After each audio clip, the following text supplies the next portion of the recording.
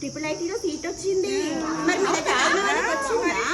మీ దగ్గర చదివిన వాళ్ళకి ఒక్కొక్కరికన్నా వచ్చిందా? మస్తు చదివిండ్రు కానీ రాలే ఎవరికి. చూడండి మీ వాడికి మా వాడికి తేడా అదే. మొన్న ఎరస్పల్లి మా ఊర్లో చెప్పుకుంటున్నారు ఎవరికో ఎన్ఎంఎం ఎంఎంఎన్ ఏదో వచ్చిందంట కదా. ఎవరికి వచ్చింది? అక్షయ అనే అమ్మాయికి వచ్చింది. మంచి స్కాలర్షిప్ వస్తుంది సంవత్సరానికి 12,000 రూపాయి ఇవ్వకుండా 12,000 తీసుకుంటుంది అమ్మాయి. నిజంగా అసలు నువ్వు మీరు రావచ్చు కదా మంచిగా ఇక్కడికి వస్తే. 5 సంవత్సరాలు వస్తాయంటే అట్లా 12,000 ఎట్లా నువ్వు ఇంట్లో మీ అమ్మ నాన్నకి చెప్పు. మరి నా దోస్తు చెయ్యాలి మీరు. నేను ఇప్పుడు 9th క్లాస్ జాయిన్ అవుతున్నా. మరి మీరే క్లాసు? మేము 9th క్లాసే.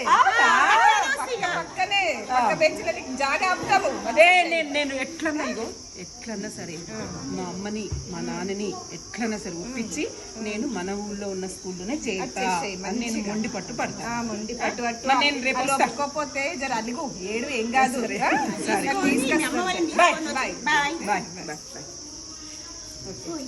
నిజంగా వస్తుందా? వస్తుందిలే. గంతగానం చెప్పినప్పుడు రాదా అబ్బా పాపం. ఆమెకు కూడా మనం అంటే మస్తు ఇష్టం.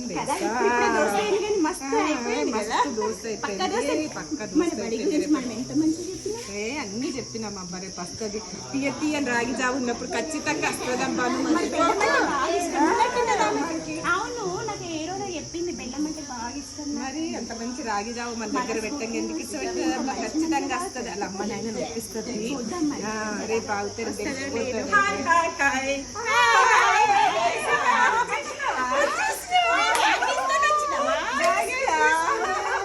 ఇగో నేను చెప్పిన మా అమ్మకి మా నాన్నకి ఏం చెప్పిన అంటే, మన ఊర్లో బడి కదా నాన్న, మరి మమ్మల్ని మీరు పంపకపోతే స్కూల్ మూతపడిపోతుందంట. అక్కడ మంచిగా ఉందంట స్కూలు, అన్ని బాగున్నాయంట. ఇంకా ఐఐటీలో కూడా సీట్లు వస్తున్నాయి. ఎన్ఎంఎం అనేమో అన్నది, ఎన్ఎంఎంలో కూడా వస్తున్నాయి అంట. మా దోస్తులు చెప్పింటున్నా, నేను వెళ్తా, ఒక్క రూపాయి కూడా ఖర్చు లేదట, అంతా ఫ్రీనేనంట అని మస్తు బతిమలాడినా. మా నాన్న ఫస్ట్ ఒప్పుకోలే. అన్నం తింటే రాత్రి అన్నం తినలే. నేను పోతా ఎరాస్కూల్ చెప్పించి స్కూల్కే పోతా అని ఏడ్చిన. అన్నం తినలే. తెల్లారేసరికి మా నాన్న మస్తు బాధపడిపోయి సరే వెళ్ళి జాయిన్ గా అని అన్నాడు.